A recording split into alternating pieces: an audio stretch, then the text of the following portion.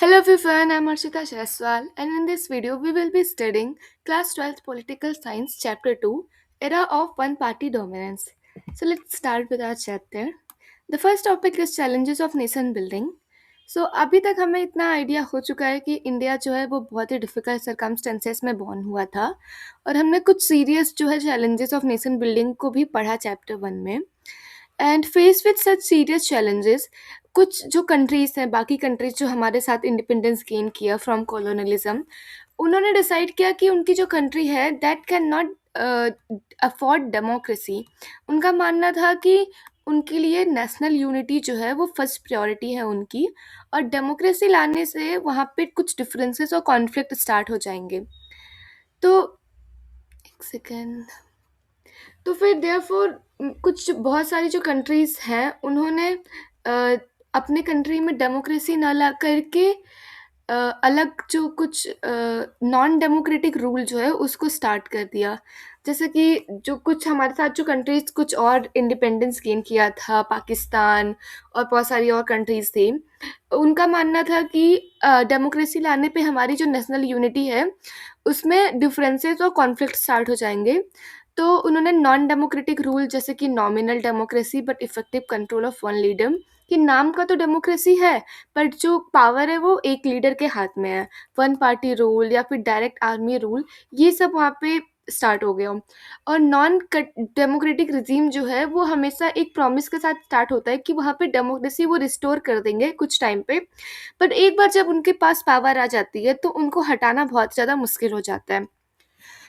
हमारे इंडिया का भी कंडीशन कुछ डिफरेंट नहीं था कि हमारे यहाँ पे भी जब इंडिपेंडेंस गेन हुआ तो डिफ़िकल्ट सर्कमस्टेंसेस थे, नेशन बिल्डिंग यूनिटी का भी बहुत ज़्यादा प्रॉब्लम था। बट जो हमारे लीडर्स हैं नेशनल इंडिपेंडेंस के, they decided to take the difficult path. And हम कोई और पाथ लेना बहुत ज़्यादा सरप्राइजिंग हो जाता, क्योंकि हमारा जो फ्रीडम स्ट्रगल था वो उसी बेस डेमोक्रेसी की आइडिया पे ही स्टार्ट हुआ था कि वी वांट डेमोक्रेटिक कंट्री। सो हमारे लीडर्स जो है अ, उन्होंने डिसाइड किया कि हमारी कंट्री डेमोक्रेटिक कंट्री होएगी। And they did not see politics as a problem, they saw it as a way to solving problem. ये जो लाइन है वो बहुत ही ज़्यादा इंपॉर्टेंट है, और अगर आप इसको आंसर में लिखोगे तो that will be very good, कि our leaders did not see politics as a problem but they saw it as a way of solving the problems. Even society needs to decide how it will govern and regulate itself. Like हमारी society को भी decide करना पड़ता है कि वो कैसे अपने आप को गवर्न और रेगुलेट करेगी। एंड कुछ there are always different policy alternative, like हमारे पास डेमोक्रेसी के अलावा भी बहुत सारे अल्टरनेटिव्स थे। They were different group with different conflict aspiration. How do we resolve these differences, like हमारी जो कंट्री में कुछ डिफरेंसेस थे, कुछ कॉन्फ्लिक्ट थे, उसको हमने कैसे रिजॉल्व किया। And democratic politics is an answer to this question. Like ये जो क्वेश्चन है कि how we will dissolve the differences, उसका आंसर था democratic politics. While competition and power are two most visible thing about politics, the purpose of political activity is and should be deciding and pursuing public interest। कि इसका मतलब ये है कि politics जो है वो कंपटीशन और पावर का खेल है, बट जो पर्पस है पॉलिटिकल एक्टिविटी का वो सिर्फ और सिर्फ पब्लिक इंटरेस्ट को परसू करना होना चाहिए। And there is a route our leaders decided to take, मतलब यही रूट था जो हमारे लीडर्स ने डिसाइड किया कि हमारी कंट्री डेमोक्रेटिक होगी, वहाँ पे पावर होगा, कंपटीशन होगा बिटवीन पॉलिटिकल पार्टीज, बट उनका जो मेन इंटरेस्ट होगा वो होगा पब्लिक इंटरेस्ट, पब्लिक के भले के लिए। So last year you have study how our constitution was drafted, like हमारे क्लास 11th की कॉन्स्टिट्यूशन की जो बुक थी उसमें हमने पढ़ा कि कॉन्स्टिट्यूशन कैसे ड्राफ्ट हुआ। एंड वहाँ से हमें याद होगा कि कॉन्स्टिट्यूशन जो है वो 26 नवंबर 1949 को अडॉप्ट हुआ था, 24 जनवरी 1950 को साइन हुआ था, एंड 26 जन 1950 को कम इनटू इफेक्ट। ये जो 3 डेट्स है ये बहुत ज़्यादा कंफ्यूजिंग हो जाता है, so you have to remember it कि कॉन्स्टिट्यूशन अडॉप्ट ऑन 26 नवंबर 1949। अब हम 26 नवंबर को कॉन्स्टिट्यूशन डे की तरह सेलिब्रेट करते हैं। एंड ये साइन हुआ था 24 जन 1950, and it come into effect in 26 जन 1950। 26 जन हम रिपब्लिक डे मनाते हैं। So at that time the country was being ruled by an interim government, मतलब जब तक इंडिपेंडेंस के बाद 1947 15 अगस्त 1947 के बाद से लेकर के 26 जन 1950 तक जब तक कॉन्स्टिट्यूशन बन रहा था, तब तक हमारा जो कंट्री है वो इंटरिम गवर्नमेंट के द्वारा रूल किया जाता था. It was not necessary to install the first democratically elected government of the country. कि मतलब अभी तक तो हमारा गवर्नमेंट इंटरिम गवर्नमेंट से चल रहा था, तो अब हमारे के लिए बहुत ज़्यादा इम्पोर्टेंट हो जाता है कि हम इलेक्टेड गवर्नमेंट को इंस्टॉल करें अपनी कंट्री में. So constitution had laid down the rules and now the machine had to put in the place. मतलब कॉन्स्टिट्यूशन ने रूल्स तो लिख दिए थे कि कैसे डेमोक्रेटिक इलेक्शन होगा, अब ना उसको कैसे प्रैक्टिस में लाना है वो होना था. So initially it was thought that this was only a matter of few month. मतलब कि शुरुआत में ऐसा माना गया कि ये कुछ ही महीनों का बात है. The election commission of India was set up in 19 Jain 1950. मतलब इलेक्शन कमीशन जो है इंडिया का वो सेटअप हुआ 1950 जैन 1950. शिव कुमार सेन जो है वो इंडिया के फर्स्ट चीफ एग्जीक्यूटिव कमिश्नर बने. And the country's first general election was expected to held in 1950. मतलब कि 1950 जनवरी में ही इलेक्शन कमीशन बना और उसी में डिसाइड हुआ कि हमारा जो एक्सपेक्ट किया जाता था कि जो जनरल इलेक्शन है कंट्री का वो 1950 में ही हो जाएगा, बट ऐसा हुआ नहीं. एक सेकेंड. हाँ, but the election commission discovered that this was not going to be easy to hold free and free election in a country of India's size. मतलब ऐसा माना गया कि इलेक्शन 1950 में ही हो जाएगा, पर जब कुछ आगे बढ़ा तो पता चला कि इतनी बड़ी कंट्री में वास्ट पॉपुलेशन, वास्ट डाइवर्सिटी में एक फ्री एंड फेयर इलेक्शन करना was not an easy task. So election करने के लिए सबसे पहले हमें delimitation and drawing of boundaries of electoral constituencies चाहिए था. मतलब हमारे कॉन्स्टिट्यूएंसीज को ड्रॉ करना था. And it was also required to prepare the electoral rolls भी प्रिपेयर करना था, जिसमें कि कौन से सिटीजन है एलिजिबल टू वोट, ये सब चीज़ें लिखी होती हैं. एंड ये जो टास्क है ये बहुत ज़्यादा टाइम टेकिंग था. So when the first draft of roll was publish, जब पहला ड्राफ्ट आया रोल्स का, लाइक इलेक्टोरल रोल्स में लिखा था कि कौन कौन से citizens are eligible to vote. Sorry. It was discovered that name of nearly 40 lakh women were not recorded in the list. मतलब 40 लाख वीमेंस का लिस्ट में नाम ही नहीं रिकॉर्ड था. वो ऐसा उनका नाम लिखा होता था as a women, wife of, daughter of. उनका रियल नाम नहीं था, उनके हस्बैंड या उनके फादर से उनका नाम डिनोट किया जाता था. तो इलेक्शन कमीशन ने इस रोल को एक्सेप्ट करने से रिफ्यूज कर दिया. And they order to make a revision of list as soon as possible. And preparing for the first general election was a mammoth exercise, and no election on this scale have been conducted in the world before. मतलब इतने बड़े level पे election आज तक इस time तक पूरी दुनिया में कभी भी नहीं हुआ था. और उस टाइम पे हमारे पास 17 करोड़ एलिजिबल वोटर्स थे, जिनको अबाउट 3,20 एम एल एस को इलेक्ट करना था, 489 मेंबर्स ऑफ लोकसभा को इलेक्ट करना था. और इसमें से सिर्फ 15% एलिजिबल जो वोटर्स थे वो लिटरेट थे, मतलब पढ़े लिखे थे. So therefore, the election commission had to think of some special method of voting. Like जो इतने सारे people हैं 17 करोड़, उसमें से 15% people जो हैं वो लिटरेट हैं, पढ़े लिखे हैं.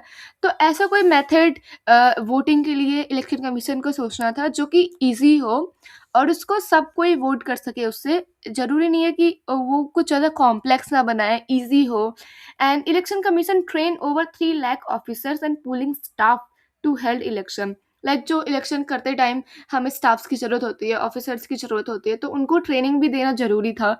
तो अप्रॉक्स ओवर 3 लाख ऑफिसर्स को जो है ट्रेन किया गया टू हेल्ड द इलेक्शन.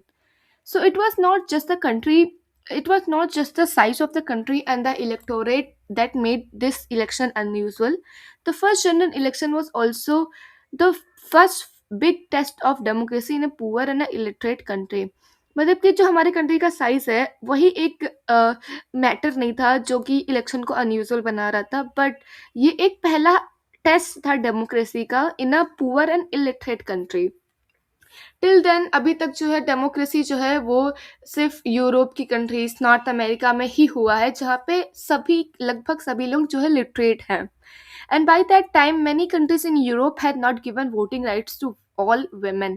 मतलब इस टाइम तक 1950s तक जब हमारे यहाँ पे इलेक्शन हो रहा है, तब तक ये जो यूरोप और नॉर्थ अमेरिका है जहाँ पे डेमोक्रेसी इतने अच्छे से चलते आ रही है, जहाँ पे सभी लोग लिटरेट है, बट स्टिल ये जो कंट्रीज है वहाँ पे अभी तक women को वोटिंग राइट नहीं मिला था। So in this context India's experiment with universal adult franchise, मतलब हमारा जो एक्सपेरिमेंट था विथ यूनिवर्सल एडल्ट फ्रेंचाइजी की अब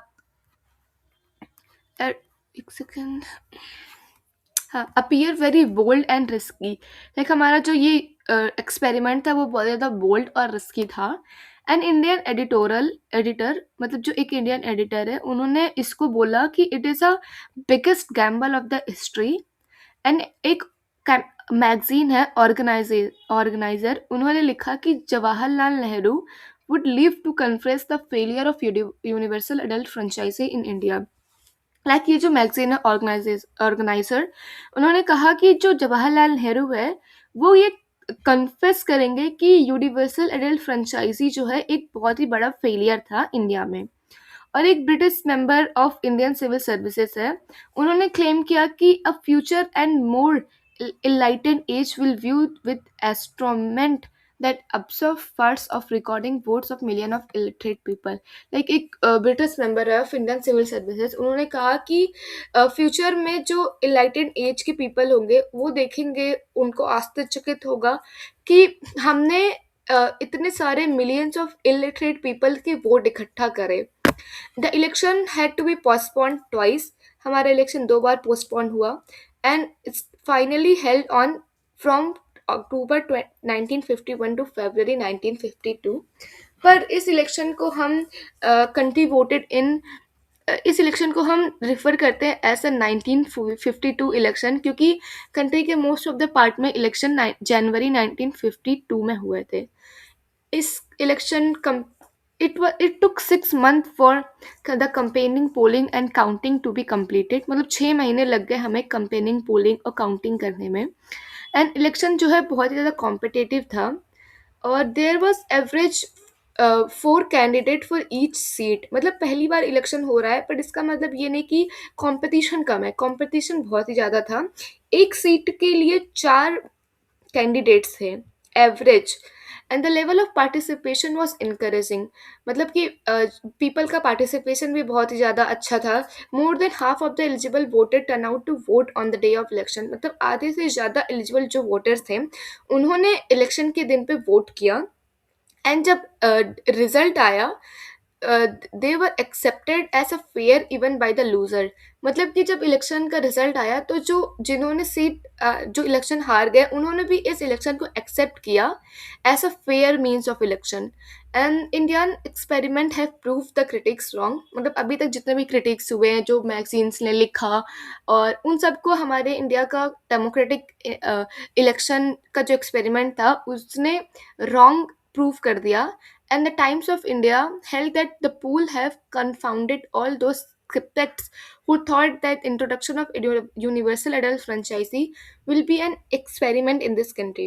जो हमारा हिंदुस्तान टाइम्स है न्यूज़पेपर, उन्होंने क्लेम किया that there is universal agreement in Indian people, that Indian people have conducted themselves admirably in the largest experiment in the democratic election in the world। Observers outside India were equally impress. मतलब जो बाहर के observers थे, जो अभी तक कितनी सारी बातें कर रहे थे कि यूनिवर्सल एडल्ट फ्रेंचाइजी इंडिया में नहीं चल पाएगा, they were also equally impress by the election experiment. And India's general election of 1952 became a landmark in the history of democracy all over the world. मतलब इंडिया का जो democracy election था, general election 1952 का, ये एक landmark बन गया in the history of democracy. It was no longer possible to argue कि हाँ, एक पोवर्टी और लैक ऑफ एजुकेशन कंट्री में भी डेमोक्रेटिक इलेक्शन हो सकता है। It prove that democracy could be practice anywhere in the world, मतलब कि डेमोक्रेसी किसी भी कंट्री में कहीं पे भी प्रैक्टिस की जाती है। ऐसा ज़रूरी नहीं है कि सिर्फ लिटरेट और रिच कंट्रीज में ही ये हो सकता है। सो नाउ हमारा नेक्स्ट टॉपिक है Congress dominance in the first three general election. So the result of general election did not surprise anyone, मतलब जो पहला रिजल्ट था हमारे जनरल इलेक्शन का उससे कोई भी सरप्राइज नहीं हुआ। इंडियन नेशनल कांग्रेस ही एक्सपेक्ट किया गया था विन जीतने का, क्योंकि हमें पता है कि इंडियन नेशनल कांग्रेस जो है वो हमारे नेशनल फ्रीडम स्ट्रगल में भी बहुत ही दिनों से काम करे जा रही है, और जो लीडर्स हैं वो भी बहुत ज़्यादा कैरिस्मेटिक और जान मान के थे। जिन्होंने नेशनल मूवमेंट में पार्टिसिपेट किया था वही मोस्टली सीट्स के लिए इलेक्शन हेल्ड कर रहे थे। सो the Congress party it is popularly known has had inherent the legacy of national movement. इन्होंने जो नेशनल मूवमेंट का लेगेसी है उसको inherit करा, and it was the only party then to have an organization spread all over the country। मतलब कि reason क्या है कि इंडियन नेशनल कांग्रेस जीत करके आई, कि वो एक नेशनल मूवमेंट के इनहेरेंट है। सबसे पहले तो कि उन्होंने नेशनल मूवमेंट में पार्ट किया था, एंड ये एक ऐसी पार्टी ओनली पार्टी है जिनका ऑर्गेनाइजेशन जो है वो पूरे कंट्री में स्प्रेड है। एंड फाइनली जवाहरलाल नेहरू जैसे कि most popular and charismatic leader थे इंडियन नेशनल पॉलिटिक्स के, और इन्होंने इलेक्शन कैंपेनियन भी किया। And final result when the final result were declare, the extent of the victory of Congress did surprise many. The जो party है उसने 364 आउट ऑफ 489 सीट जीते in the first Lok Sabha, and finish way ahead of any other challenger. The communist party of India जो था उन्होंने 16 seats जीते और it became the second largest party. And the state election were also held उसी time पे, मतलब state के जो इलेक्शंस होते हैं लोकसभा के वो भी हेल्ड हुए, एंड उसमें भी कांग्रेस को बहुत ही ज़्यादा विक्ट्री स्कोर हुई और इन्होंने जीता majority of the seat. But के त्रिवेंद्रकोर कोचिन जो कि आज का केरला है, मद्रास और उड़ीसा, यहाँ पे उनको मेजॉरिटी नहीं मिली। बट फाइनली इवन इस कंट्रीज में भी, मतलब इस स्टेट्स में भी जहाँ पे उनको मेजॉरिटी नहीं मिली, वहाँ पे कांग्रेस ने अपना गवर्नमेंट फॉर्म किया। सो ये जो पार्टी है इंडियन नेशनल कांग्रेस, इन्होंने all over the country rule किया, नेशनल लेवल पे भी इंटरनेशनल लेवल पे भी। और जैसा कि हमें पता है जवाहरलाल नेहरू हमारे प्राइम मिनिस्टर बने after the first election. So a look at the electoral map on the previous page would have give you a sense of dominance of the Congress during 1952 and 1962। Like ये जो map है इसमें पता चलता है कि कितने सीटें कांग्रेस ने जीता इन तीनों जो जनरल इलेक्शंस हैं। इसमें 364 seats, then 371, then 361। Okay. So in the second and the third general election held in 1957 and 1962, the Congress maintained the same position in the Lok Sabha by winning 3/4 of the seats। मतलब कि जो second और third election हुआ उसमें कांग्रेस जो है वो Lok Sabha election में 3/4 सीट्स जीत करके आई, और कोई भी ऐसी अपोजिशन नहीं थी जो कि 1/10 of the number of vote seats जीत पाए जितना कांग्रेस ने जीता था। बट स्टेट की असेंबली में कुछ केसेस में इन्हें मेजॉरिटी नहीं मिली। उसमें से जो मोस्ट सिग्निफिकेंट केस है वो है केरला इन 1957, जहाँ पे एक coalition lead by CPI form the government. Apart from exceptions like this, Congress control the national and all the state government. Like जो सेकेंड और थर्ड इलेक्शन हुआ वहाँ पे हमारा नेशनल जो जनरल इलेक्शन था वहाँ पे कांग्रेस को थर्ड फोर मेजॉरिटी तो मिल गई, बट कुछ स्टेट में जैसा कि केरला में उनको गवर्नमेंट नहीं फॉर्म हुआ। And the extent of the victory of the Congress were artificially boosted by our electoral system। मतलब इसमें बताया जा रहा है reason why Congress was in victory in तीनों उसमें। सबसे पहला तो ये था कि इलेक्टोरल सिस्टम जो हमारा है उसकी वजह से कांग्रेस को बूस्ट मिला। इसका मतलब ये है कि कांग्रेस जो है one 3 out of 4 seats, but उनका उनको आधा भी हाफ ऑफ द वोट भी नहीं मिले थे। मतलब कि इन 1952 फॉर एग्जांपल कांग्रेस ने 45% ऑफ टोटल वोट्स गेन किए, but they win 74% of the seat. Like जो वोट का नंबर है वो 45% ही है, बट उन्होंने 74% सीट जीते। द सोशलिस्ट पार्टी जो सेकेंड लार्जेस्ट पार्टी है उन्होंने 10% ऑफ वोट सिक्योर किया, बट उन्होंने 3% भी सीट नहीं मिला उन्हें। So how did this happen? इसका रीज़न ये था कि हमारे जो कंट्री इंडिया है वहाँ पे first part of post system चलता है, जहाँ पे अगर हमें सबसे ज़्यादा वोट्स मिले, लाइक जो पीछे हम फॉर एग्जांपल अगर हमारे पास मान लो 10 वोट्स हैं, जिसमें से कांग्रेस को मिले 4 वोट्स एंड सीपीआई को मिले 2 वोट्स, एंड देन कोई और पार्टी है उनको 2 वोट्स देन 2 वोट्स, पर 4 वोट्स जीत करके कांग्रेस को सीट मिल गई। बट अगर हम ये जो और है 6 वोट्स हैं, उनको देखा जाए तो हम इन इन कांग्रेस के पास भले ही 40% ही वोट है, बट फिर भी वो जीत करके आती है। भले ही 60% of the people do not want Congress, but फिर भी वो जीतते हैं क्योंकि उनके पास सबसे ज़्यादा वोट है। So in the system of election, they have adopted that has been adopted in our country, that the first party that get more votes than the other tend to get much or more than its proportional share. This is exactly which work in favor of the Congress. If we added all the vote of the non-Congress candidates, जैसा कि अभी मैंने example की तरह बताया कि कांग्रेस के पास 4 votes हैं और बाकी जो 3 पार्टीज हैं उनके पास 2-2 वोट्स हैं, मतलब तीनों के पास 2-2 वोट्स हैं, तो उनका नंबर 6 हो गया। बट कांग्रेस का 4 है और वो सबसे ज़्यादा है, इसीलिए वो जीत गए। And so the Congress was still way ahead of the opposition and manage to win. ये जो पार्ट है इसको हम अभी चैप्टर ख़त्म करने के बाद बॉक्सेस को पढ़ लेंगे। ये सब जो बॉक्सेस है ये बहुत ज़्यादा इंपॉर्टेंट है, इसमें से क्वेश्चंस आते हैं। Now, nature of Congress dominance. So, India is not a country to have experienced the dominance of one party. If we look around the world, मतलब इंडिया एक ऐसी सिर्फ एक ही ऐसी कंट्री नहीं है, मतलब सिर्फ ओनली एक ही कंट्री नहीं है जिन्होंने एक पार्टी का डोमिनेंस एक्सपीरियंस किया है। अगर हम अपने और भी अगल बगल देखें तो हमें बहुत सारे एग्जांपल्स मिल जाते हैं वन पार्टी डोमिनेंस के। There is a crucial difference between this and Indian experience. मतलब ये जो कंट्रीज है और बाकी और इंडिया की जो कंट्री है इसमें कुछ डिफरेंसेस हैं। Like in the rest of the cases the dominance of one party was insured by compromising democracy. मतलब जो कंट्रीज है जहाँ पे वन पार्टी डोमिनेंस हमें देखने को मिला, वहाँ पे डेमोक्रेसी को कॉम्प्रोमाइज़ करके डोमिनेंस मिला वहाँ पे। जैसे कि कंट्रीज जैसे सीरिया, चाइना, क्यूबा, यहाँ पे constitution permit only single party to rule in the country. मतलब यहाँ पे एक ही पार्टी है रूल करने के लिए, तो इसी को वन पार्टी डोमिनेंस ही होगा ना। बट यहाँ पे डेमोक्रेटिक कॉम्प्रोमाइज़ किया गया है यहाँ पे।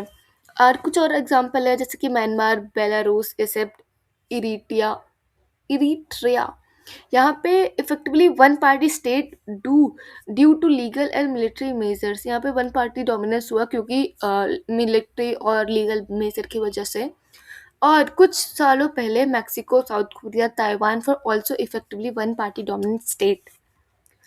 And what distinguishes the dominance of Congress party in India from all this cases इस कि इंडिया में पार्टीज जो है इलेक्शन कंटेस्ट करती थी, और उसके बाद फिर जो कि फ्री और फेयर था, एंड फिर भी कांग्रेस जीत जाती थी टू विन इलेक्शन। और ये बहुत ज़्यादा फ्री एंड फेयर इलेक्शन होते थे। बहुत सारी पार्टीज जो है वो इलेक्शन में पार्टिसिपेट करती थी, बट उसके बावजूद कांग्रेस जो है वो जीत करके आती थी। And this situation was similar to the dominance of African National Congress, which has enjoyed in South Africa after the end of apartheid। मतलब हमारा जो सिचुएशन है इंडियन नेशनल कांग्रेस का डोमिनेंस इन इंडियन इलेक्शन, वो अफ्रीकन नेशनल कांग्रेस से similar है थोड़ा। And the root of this extraordinary success of the Congress party go back to the legacy of the freedom struggle। मतलब ये जो रूट है इंडियन कांग्रेस के सक्सेस का, वो हमारे फ्रीडम स्ट्रगल में उनकी जो रूट्स है वो निकल करके आते हैं। And Congress was seen as the inheritor of the national movement. मतलब कांग्रेस जो है वो नेशनल मूवमेंट का इनहेरिटर माना जाता था। जो बहुत सारे जो लीडर्स हैं जिन्होंने इंडियन स्ट्रगल में आगे बढ़ चढ़ के पार्टिसिपेट किया था, उन्होंने ही इलेक्शन हेल्ड किया ऐसा कांग्रेस कैंडिडेट। तो ये जायज़ है कि people will know them already. And Congress बहुत ज़्यादा वेल ऑर्गेनाइज पार्टी थी, तो इनके पास स्ट्रैटेजी थी कि कैसे इलेक्शन हेल्ड करना है। एंड कांग्रेस जो है अब जब तक दूसरी पार्टीज बनना स्टार्ट हुई, जब तक उन्होंने अपना वो सब बनाया, कांग्रेस ने अपना कंपेनियन भी स्टार्ट कर दिया था। जो कुछ पार्टीज जो है वो इंडिपेंडेंस के बाद और इंडिपेंडेंस के अराउंड फॉर्म हुई, पर उसके पहले कांग्रेस जो है वो पहले से बनी हुई है 18 कुछ में।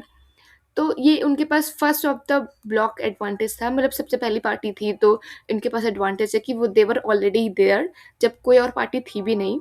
एंड उनको इनकी पूरी कंट्री में पॉपुलैरिटी थी।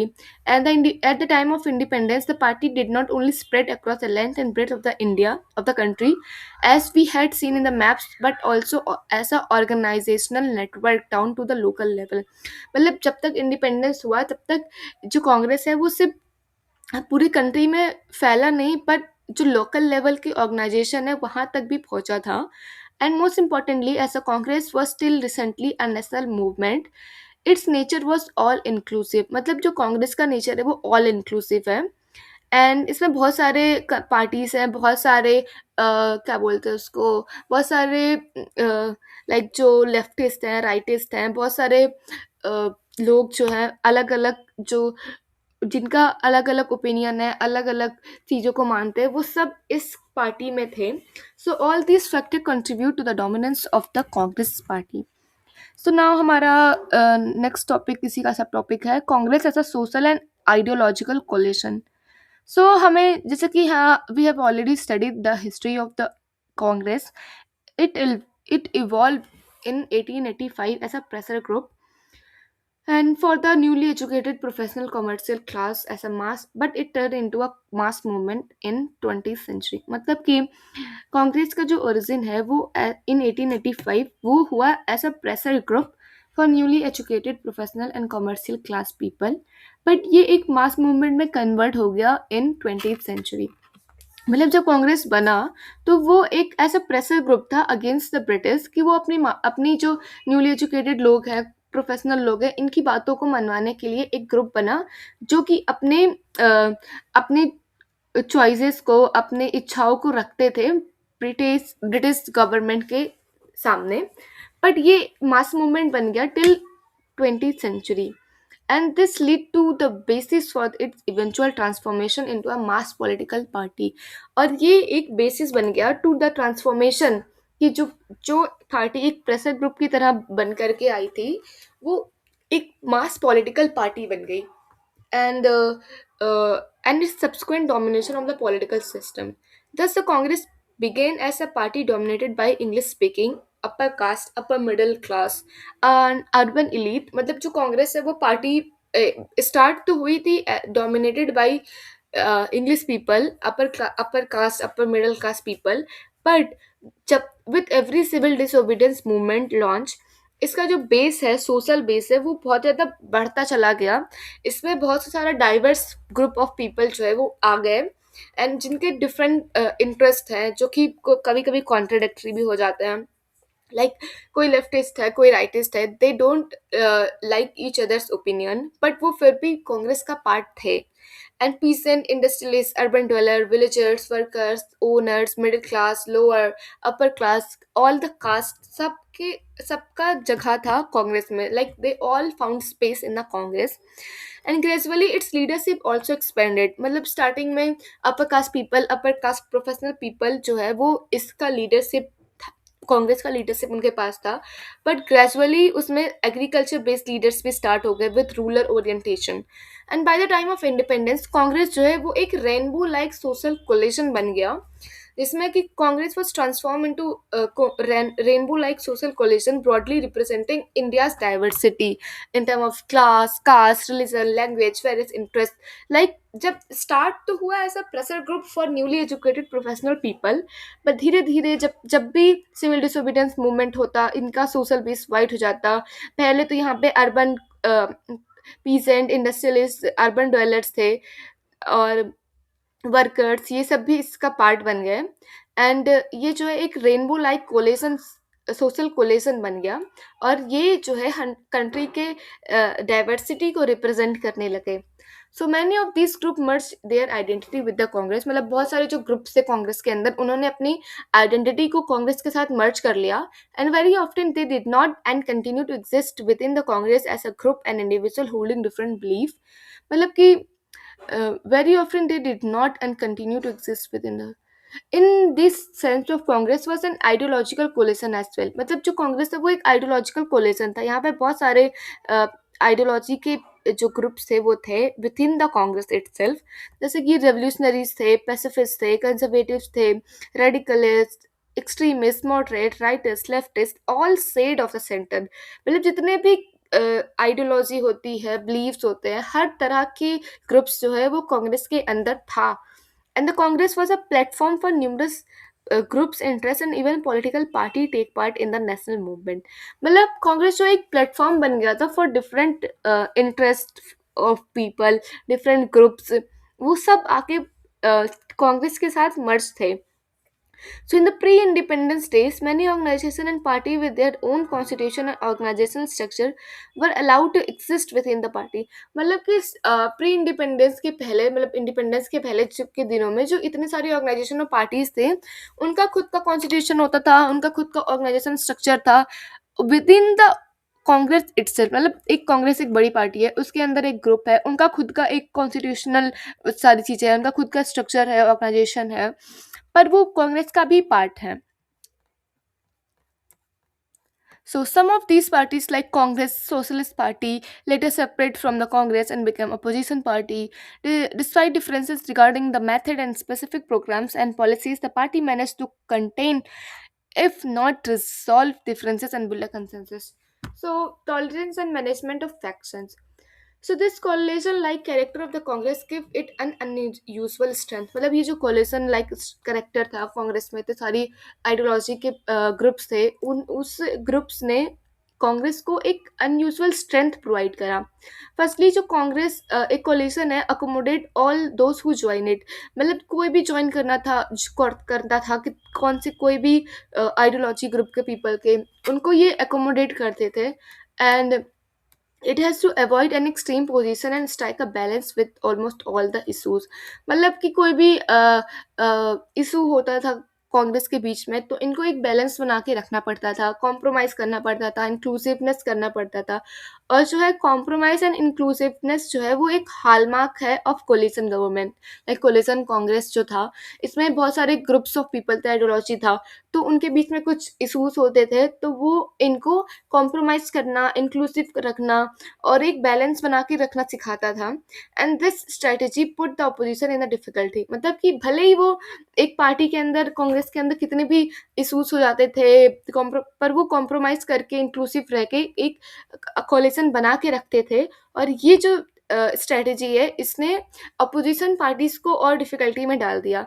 Any opposition, anything that the opposition wanted to say would also find a place and programme and ideology of the Congress. मतलब अपोजिशन कोई भी चीज़ कहना चाहता था, लाइक कोई भी आइडियोलॉजी के साथ आगे बढ़ना चाहता था, बट वो कांग्रेस के अंदर इटसेल्फ वो होता ही था। लाइक अगर मान लो हमारे कांग्रेस में राइटिस्ट आइडियोलॉजी है और अपोजिशन एक अपोजिशन पार्टी बनी जिन्होंने राइटिस्ट आइडियोलॉजी के साथ अपना पार्टी बनाया, पर वो जो आइडियोलॉजी है वो कांग्रेस में भी है। So it was very difficult for an opposition party to कोई भी अपना एजेंडा बना के अपनी पार्टी को पीपल के सामने रखना। So secondly, in the party that has nature of coalition there is a greater tolerance of internal differences. Like coalition जो इंडिया का कांग्रेस का कोलिशन था, इसने इस पार्टी में टॉलरेंस रखा to manage the internal differences. मतलब अंदरूनी इनकी पार्टी में कितने भी डिफरेंसेस होते थे, उनको ये टॉलरेट करना सीखे थे। एंड जो अलग अलग पार्टीज और लीडर्स का जो एम्बिशन था वो भी एकोमोडेट किया जाता था accordingly. And the Congress did both these thing during the freedom struggle and continue doing this even after the independence। मतलब ये जो चीज़ें हैं वो फ्रीडम स्ट्रगल के टाइम पे भी हो रही थी और उसके बाद भी कंटिन्यू थी। And this is why even if a group was not happy with the position of the party or with its share of power, it would remain inside the party and fight the other groups rather than leaving the party and becoming a position। मतलब ये जो party के अंदर जो groups थे, अगर उन्हें party का आइडियोलॉजी नहीं भी अच्छा लगता था, बट स्टिल वो पार्टी के अंदर रह कर के ही फाइट करना चाहते थे rather than leaving the party and become opposition। क्योंकि अपोजिशन बनना was not beneficial for them। they said कि हम पार्टी के अंदर रह के ही अदर ग्रुप ऑफ मतलब आइडियोलॉजी है उनसे फाइट करके हम कांग्रेस के अंदर ही रहेंगे। And this group inside the party called faction. मतलब ये जो पार्टी के अंदर जो ग्रुप्स हैं इनको फैक्शन बोला जाता है. A coalitional nature of Congress party tolerated all, in fact encouraged various faction, and some of these factions were based on ideological consideration, but very often these factions were rooted in personal ambition and rivalries. मतलब कि इनका जो factions है इनकी जो है वो based है ऑन आइडियोलॉजिकल कंसिडरेशन, बट कहीं कहीं देखा जाता है कि इनका पर्सनल एम्बिशन और राइवलरी भी था. Instead of being a weakness, internal factionalism became a strength of the Congress. मतलब कि इतने सारे ग्रुप्स होना भी थे ना पार्टी, जो कि एक वीकनेस बन सकता था, बट ये कांग्रेस का स्ट्रेंथ बन के सामने आया. Since there was a room within the party of various faction to fight with each other, it means that the leader representing different interests and ideology remain within the party rather than go out and form a new party. मतलब कितने सारे faction थे, इतनी सारी ideology थी, वो party में रह करके ही एक दूसरे से फाइट करते थे rather than come out of the party and become an new party. Most of the state units of the Congress were made up of numerous factions, and ये जो फैक्शन है वो उनका डिफरेंट आइडियोलॉजिकल पोजीशन होता था, making Congress appear as a grand centrist party. मतलब इतने सारे ideologies within the party थे, तो इसने कांग्रेस को एक ग्रैंड सेंट्रिस्ट पार्टी बना दिया. The other parties primarily attempt to influence these factions and thereby indirectly influence policy and decision making from the margins. They were far removed from the actual exercise of authority. They were no alternative to the ruling party. मतलब जो opposition थे वो कोई भी alternative नहीं था ruling party का, क्योंकि जो चीज़ें वो क्रिटिसाइज करते थे, जो चीज़ें वो सेंसस करते थे, वो इन्फ्लुएंस करता था कांग्रेस की पार्टी में खुद में. The system of faction function as a balancing mechanism within the ruling party. मतलब ये जो फैक्शन का सिस्टम था ये as a balancing mechanism ruling party में बन करके आया. Political competition therefore took place within the Congress. मतलब कांग्रेस के अंदर ही पॉलिटिकल कॉम्पिटिशन होता था. And in the first decade of the electoral competition, the Congress act both as a ruling party as well as an opposition party. मतलब कि जो पहला कुछ दशक था इलेक्शन का, इसमें कांग्रेस जो है वो खुद ही एक रूलिंग पार्टी भी एक्ट करती थी as a ruling party and as a opposition. मतलब वो दोनों थी. This is why the system of Indian politics has been describe as Congress system. मतलब वो खुद खुद में ही इलेक्शन करती, लाइक इलेक्शन में रूलिंग पार्टी भी थी, अपोजिशन भी थी, क्योंकि इसमें बहुत सारी आइडियोलॉजीज थी. So, emergence of opposition party. As we have noted above, it is not that India did not have an opposition party during this time. मतलब कि ऐसा नहीं है कि उस टाइम पे हमारे पास कोई अपोजिशन पार्टी नहीं था. While discussing the result of the election, we have already come across the name of many parties other than the Congress. Even then, India had a larger number of diverse and vibrant opposition, many other multi-party democracy. मतलब कि उस time पे भी जब हमारे first election हुआ वहाँ पे बहुत सारे अपोजिशन पार्टीज थे हमारे, and some of they had come into being before general election.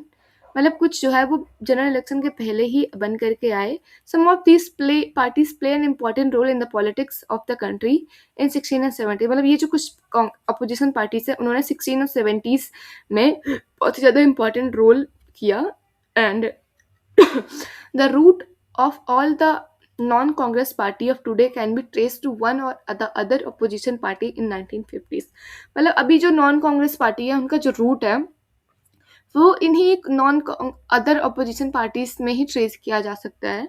All this opposition party success in gaining only a token of representation the Lok Sabha and state assembly during this period. मतलब उनको कुछ थोड़ा सा ही representation मिलता था उस time पे Lok Sabha election और स्टेट असेंबलीज में. या their presence play a crucial role in maintaining democratic characteristic of the system. मतलब इनका रोल बहुत ही कम था, लाइक उनको बहुत ही कम रिप्रेजेंटेशन मिला था उस टाइम पे, बट इनका जो प्रेजेंस था उसने हमारे डेमोक्रेटिक करेक्टर को मेंटेन करके रखा. And these parties often offer a sustain and often principle criticism of policies and practice of. मतलब ये जो कांग्रेस पार्टी के कुछ पॉलिसीज को क्रिटिसाइज करते थे, उनके प्रैक्टिस अगर गलत है तो उसको गलत बोलते थे. So they have done their work as a opposition party. This keep the ruling party under check. मतलब ये जो चेक एंड बैलेंस करके रखते थे जो रूलिंग पार्टी है, और ये बैलेंस करता था पावर को with in the Congress. And by keeping democratic political alive, this party prevent resentment with the system from anti democratic, मतलब ये जो पार्टी है अपोजिशन, ये सिस्टम को एंटी डेमोक्रेटिक बदलने में उसको प्रिवेंट करती थी। लाइक वो चेक व बैलेंस करती थी कि रूलिंग पार्टी की जो पॉलिसीज है वो एक डेमोक्रेटिक है कि नहीं है। So these opposition were very important at that time. This party also groomed the leaders who were to play a crucial role in the shaping of our country. In all, in the early years of these, there were a mutual respect between the leaders of the Congress and those who were in the opposition. मतलब कि इस जो starting के time पे कांग्रेस के leaders जो ruling government में है और जो अपोजिशन में है, इनके बीच में एक म्यूचुअल रिस्पेक्ट था। लाइक अभी हम देखें तो जो अपोजिशन पार्टी और जो रूलिंग पार्टी होती है, इनके लीडर्स के बीच में बहुत ही मतभेद होता है, झगड़े होते हैं, they all criticise each other, respect की तो बात ही नहीं है।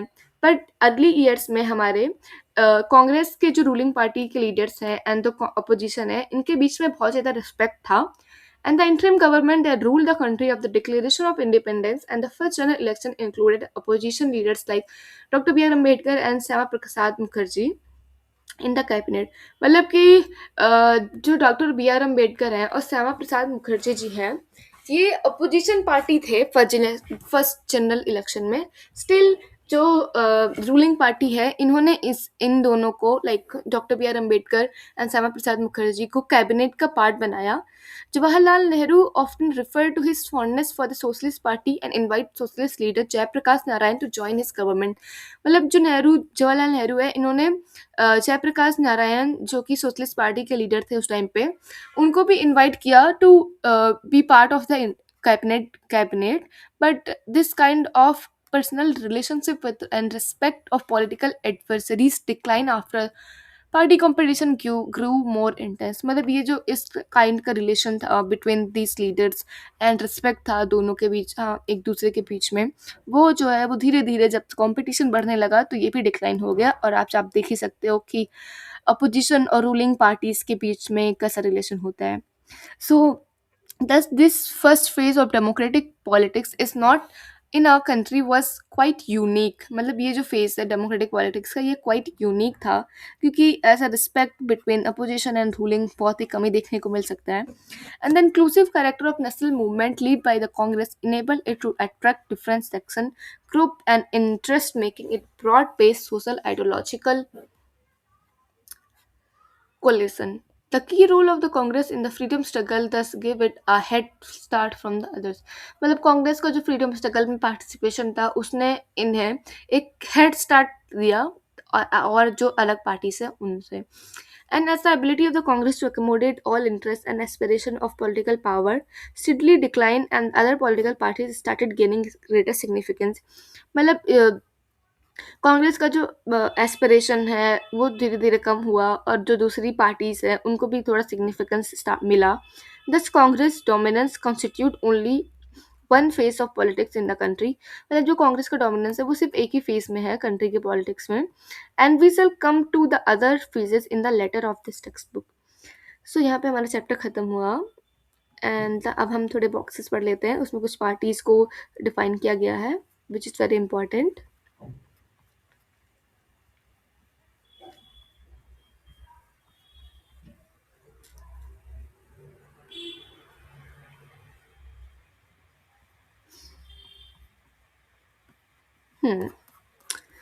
सो सबसे पहले है हमारे पास changing method of voting.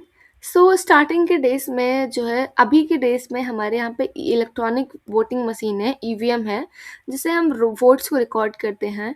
But starting में ऐसा नहीं था। जब फर्स्ट जनरल इलेक्शन हुआ तो वहाँ इलेक्शन जो है वो it was decided to place each polling booth a box for each candidate with the name of the election symbol of that candidate। मतलब जब फर्स्ट जनरल इलेक्शन हुआ वहाँ पे पोलिंग बूथ्स में एक अलग अलग बॉक्सेस रखे गए with the name and election symbol of the candidate. मतलब एक बॉक्स बनाया गया, वहाँ पे जो पार्टी है उसका सिंबल एंड द पार्टी का नेम, ऐसे बना बना के बॉक्स रखे गए। और जो वोटर्स हैं उनको एक ब्लैंक बैलेट पेपर मिलता था, उस पर इनको नाम लिख करके कैंडिडेट का जिन्हें इन्हें वोट देना है, या नहीं नाम नहीं लिखना था, which they had to drop into the box of the candidate they wanted to vote. मतलब वो बैलेट पेपर को इन्हें उस बॉक्स में डालना था जिनको इन्हें वोट देना है। और about 2 lakh steel boxes were use for this purpose, मतलब 20 लाख स्टील बॉक्सेस यूज किए गए थे ये बैलेट पेपर को कलेक्ट करने के लिए. A presiding officer from Punjab described how he prepared the ballot boxes. Each box have to have candidate symbol, box inside and outside or either side. मतलब कि एक पंजाब के प्रिसाइडिंग ऑफिसर हैं, उन्होंने डिस्क्राइब किया कि कैसे बॉक्सेस प्रिपेयर किए गए थे. तो हर बॉक्स के बाहर, अगल-बगल, अंदर सब जगह पे कैंडिडेट का सिंबल बना होता था. कैंडिडेट का name Urdu, Hindi, Punjabi along with the number of constituencies and the polling station and the polling booth, ये सब उसमें लिखा होता था, डिस्प्ले करता था उस बॉक्स पे.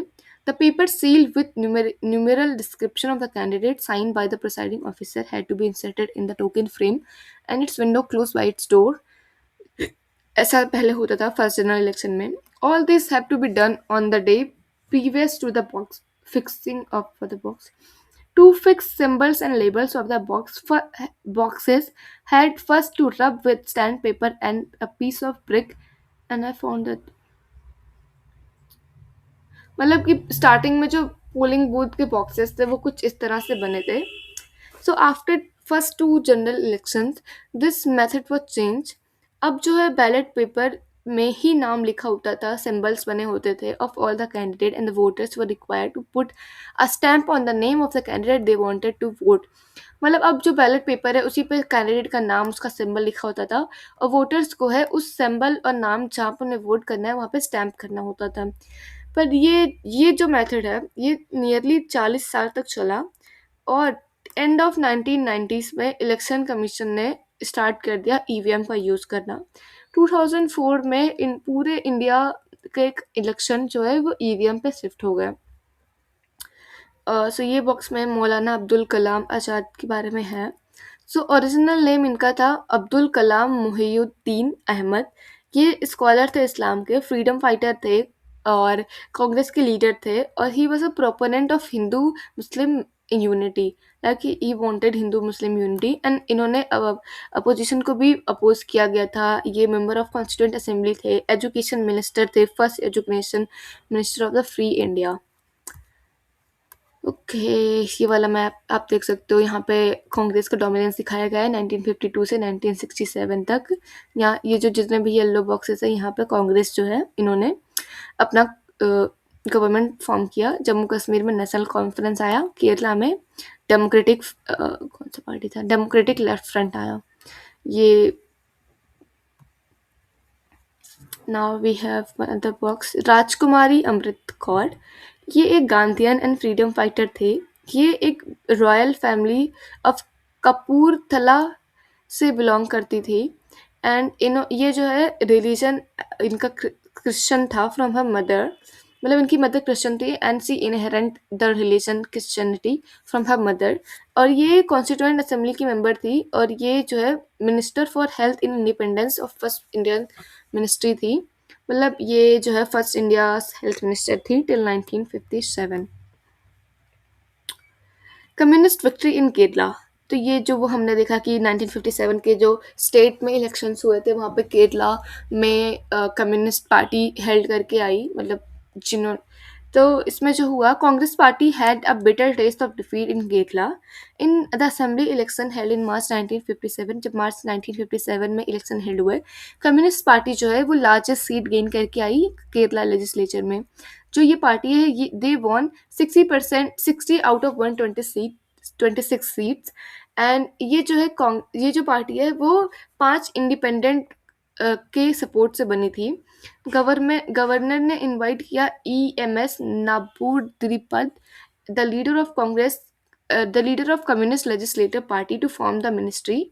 मतलब जो गवर्नर है इन्होंने इनको इनवाइट किया to form the government. And for the first time in the world a communist party government had come to power. मतलब पहली बार पूरी दुनिया में एक कम्युनिस्ट पार्टी पावर में आई थी through election, like through democratic election. पहली बार एक कम्युनिस्ट पार्टी फॉर्म हुई थी.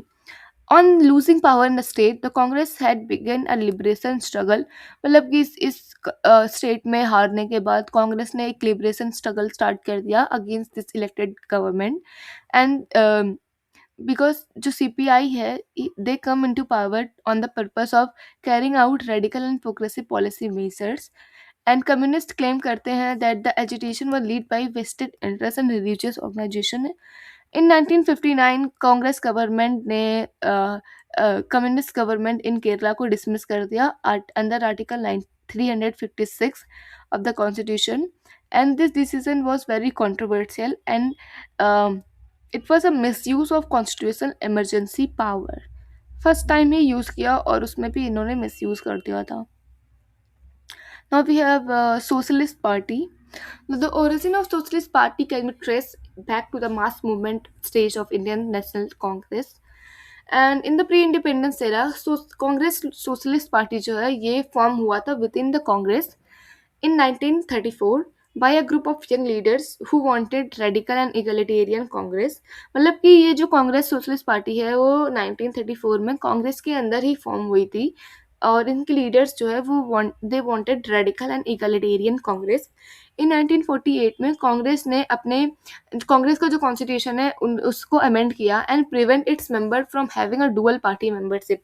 लाइक कांग्रेस का मेंबर होकर के भी वो किसी और कांग्रेस के बीच अंदर जो ग्रुप्स थे उसका मेंबरशिप नहीं होल्ड कर सकते थे, तो डुअल पार्टी सिस्टम को इन्होंने हटा दिया। तो ये पार्टी जो है ये अलग बन करके आई उस टाइम पे। And the socialists believe in the ideology of democratic socialism, which distinguished them from the Congress as well as from the communist also, and they criticize Congress. इन्होंने कांग्रेस को क्रिटिसाइज किया to favour capitalist and landlord and ignoring workers and peasant. But जो socialist है इन्होंने एक dilemma face किया, and in 1955 Congress declare its goal to be socialist pattern of society. मतलब कि स्टार्टिंग में ये जो सोशलिस्ट पार्टी है ये कांग्रेस को क्रिटिसाइज करते थे टू बी कि कांग्रेस जो है वो कैपिटलिस्ट के फेवर में है। पर 1955 में कांग्रेस ने डिक्लेयर किया कि उनका गोल है socialist pattern of the society, and thus it become very difficult for the socialist to present themselves as an effective alternative to the Congress. मतलब कि जो सोशलिस्ट पार्टी है वो कांग्रेस से निकल करके आई because they wanted socialism, and उनका मानना था कि कांग्रेस जो है वो एक कैपिटलिस्ट को फेवर करती है। पर 1955 में जब कांग्रेस ने डिक्लेयर कर दिया कि उनका गोल है a socialist pattern of democracy, तो इस पार्टी के लिए बहुत ही डिफिकल्ट हो गया था कि वे अपने आप को एज एन अल्टरनेटिव प्रेजेंट करे, ऑफ कांग्रेस का अल्टरनेटिव प्रेजेंट करे to the people. So some of them lead by Ram Manohar Lohia increase their distance from and from criticism.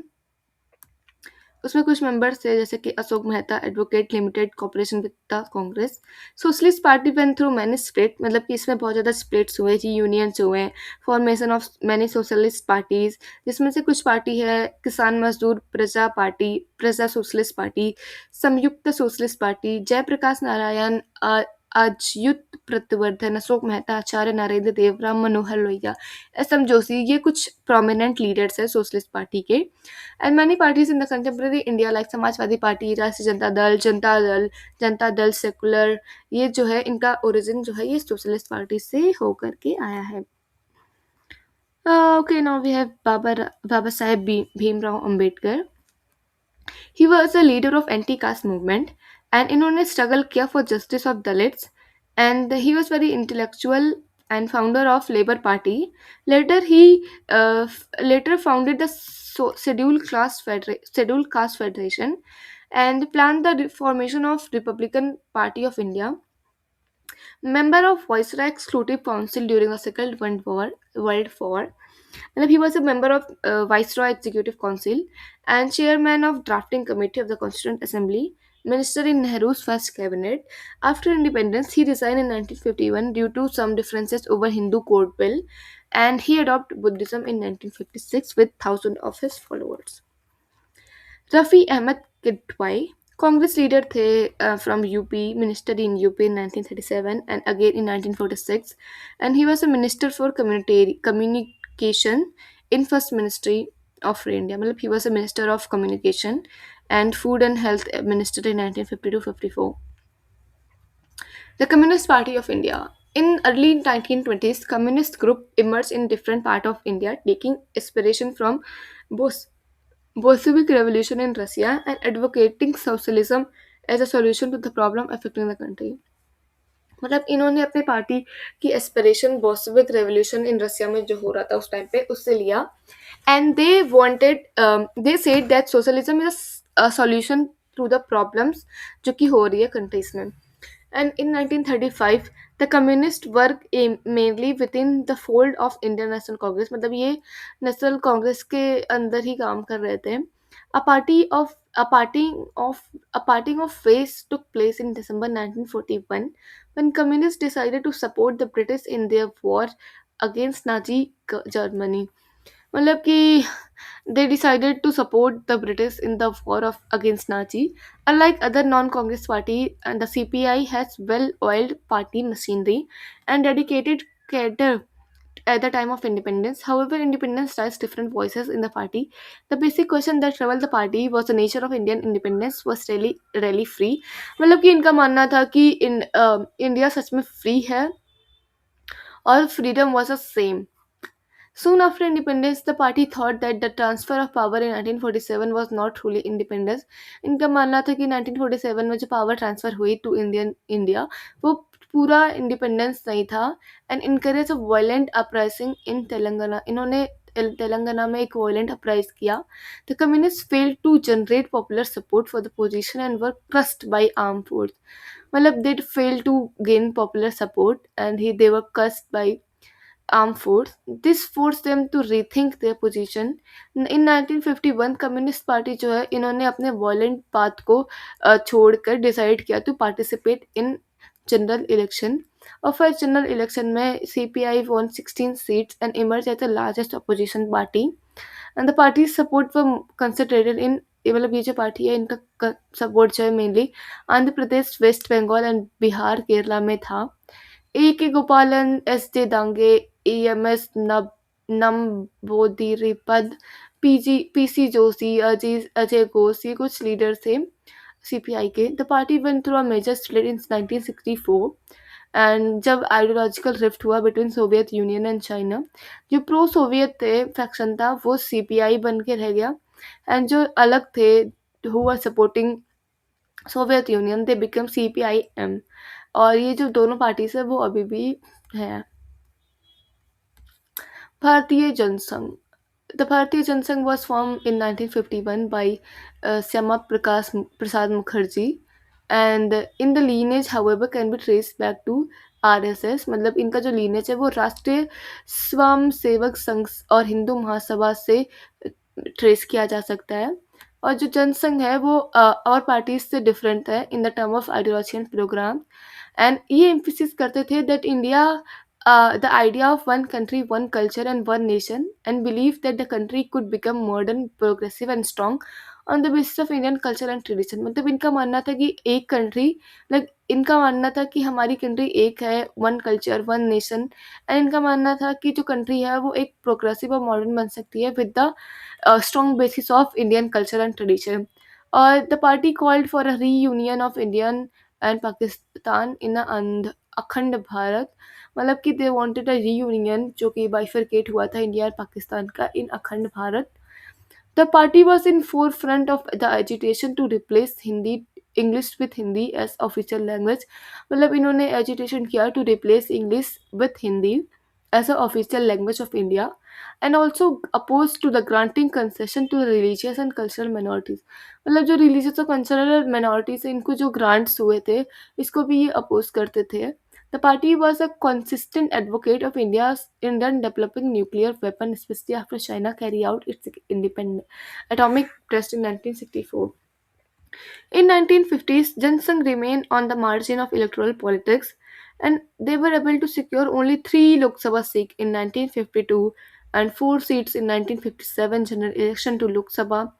But in the early years, its support came from urban areas जहाँ पे Hindi speaking people थे, जैसे कि राजस्थान, मध्य प्रदेश, दिल्ली, उत्तर प्रदेश में। और इन party के जो मेन लीडर्स थे वो थे श्यामा प्रसाद मुखर्जी, दीनदयाल उपाध्याय, बलराज। और भारतीय जनता पार्टी जो है दे ट्रेसेस देयर रूट्स टू भारतीय जनसंघ। मतलब आज का जो भारतीय जनता पार्टी है उनका जो ट्रेसेस था, इनका जो रूट्स है वो भारतीय जनसंघ से निकल करके आता है। Now we have Syama Prasad Mukherjee. He was the leader of Hindu Mahasabha. founder of Bharatiya Jansangh, and he was a minister in Nehru's first cabinet after independence. इन्होंने 1950s में डिज़ाइन कर दिया गया इन्होंने, क्योंकि there were some differences over relation with Pakistan member of Constituent Assembly, and इन्होंने later the first लोक सभा election में was opposed to India's policy of autonomy to Jammu Kashmir and arrested during Jan Sangh agitation against Kashmir police, died during detention.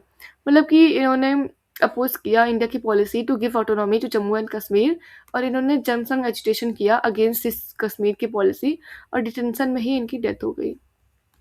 So that's all for this chapter. I hope कि आपको समझ में आया हो, and I must made it simpler for you to understand the chapter. और अगर आपको ये वीडियो अच्छा लगे, आपको अगर ये लेसन अच्छा लगे, आपको समझ में आया हो, so please do like to my video, and please comment अगर आपको कोई भी प्रॉब्लम आया हो या कोई भी इशू हो, कोई भी क्वेश्चन हो, you can ask me in comment. I will try my best to solve them. And आगे भी मैं बहुत सारे चैप्टर्स की वीडियोस लेके आने वाली हूँ, so do subscribe to my channel, and I need your guys support, क्योंकि अभी I just started this channel to help you guys. तो अगर आप हमें थोड़ा सा सपोर्ट करेंगे, so it will be very very helpful for me, and it will keep me motivating to make videos for you guys. So please do like to my channel and subscribe please, and comment करो आपके प्यारे प्यारे कोई भी doubts हो, कोई भी issue हो, और आपका कोई भी ओपिनियन हो या changes which I need for to make videos more impressive for you guys. So you can comment on that also. So मिलते हैं नेक्स्ट वीडियो में, तब तक के लिए बाय बाय, और पढ़ते रहो और कीप यू गाइज मोटिवेट रहो. That's it. Bye bye.